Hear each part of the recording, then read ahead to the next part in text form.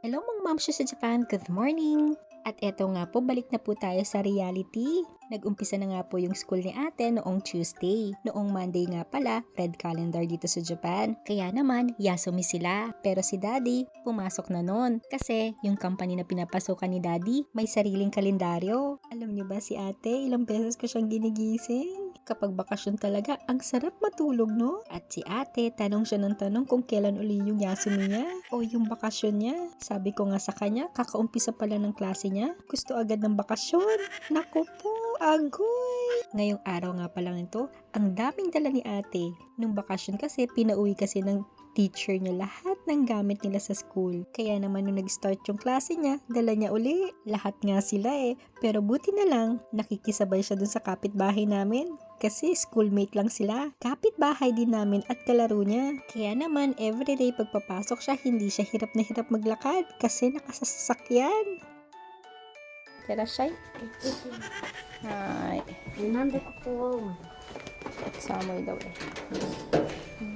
Tara siya. Gambatte ne. Okay. Yes, kete.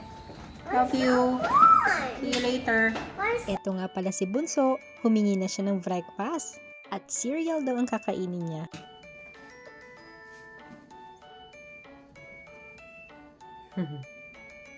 Fast forward na nga pala tayo. At eto nga si Bunso, nakatulog na. Alam niyo kung anong oras na natulog? 5 o'clock ng hapon. At dahil 3 oras lang si ate sa school, nandito na nga pala si ate niyan. Ay, talaga si ate talaga napakakulit. Alam niyo ba?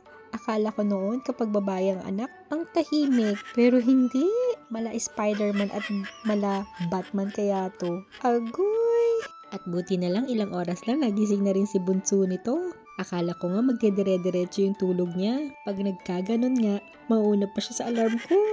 Agoy! Sa mga oras pa lang yan, nagluluto na nga pala ako ng dinner namin. Adobo nga pala yung niluto ko hindi ko na pinakita sa inyo. Alam ko naman na alam niyo na lutuin yun. Maliban na lang kung hindi talaga kayo marunong magluto. Agoy! At eto nga ako, humiga na ako dito dahil pinapakuluan ko lang naman yung adobo. At sobrang dali lang naman kasi gawin nun. At nung natapos na nga, kumain na rin kami niyan pero hindi ko na rin pinakita sa inyo. At pagkatapos na rin namin kumain, pinaliguan ko na itong dalawang to, si ate at Bunso. Meron nga pala akong isi-share sa inyo, panigurado ko magugustuhan to ng mga kids nyo. Nalaman lang pala namin ito sa kapatid ko nung pumunta kami sa Kanagawa Ken. Eto nga pala yung sinasabi ko, etong Asoberu Awapi. Nabili lang pala namin ito sa drugstore. Hey, I cannot use my hand.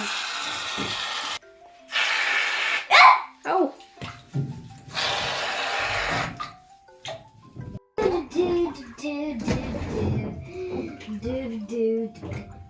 But it smells good, right? でも辛いよね。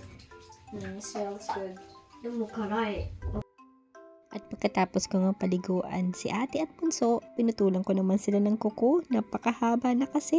Natutuwa nga ako kila ate at Bunso kapag pinuputulan ko ng kuko. Hindi magugulo kahit nung baby pa. Dahil kapag pinuputulan ko sila ng kuko, kinakausap ko talaga sila. Kapag hindi sila nagpaputol ng kuko at kapag madumi ang kuko at sinubo nila, papasok ang bakterya sa tiyan. At sasakit ang tiyan nila. Buti nga nakikinig sila, ganon din si Bunso. Kaya naman hindi ako nahihirapan putulan ng kuko sila. Meron nga pala akong isang napakinggan. Sabi niya doon, kapag meron ka daw gratitude sa puso mo, hindi ka daw mauubusan ng pasasalamat sa Diyos. Kahit nasaang pagsubok pa tayo. At wag puro reklamo. Mahirap man gawin ito, pero purbahan mo, makikita mo ang kabutihan ng Diyos sa buhay mo. Pag nagpasalamat, huwag mong titingnan o iisipin ang sitwasyon mo. Isipin mo na lang na lagi kang sinasamahan ng Diyos sa laban ng buhay mo. Purbahan mo. Yun lang po. Salamat!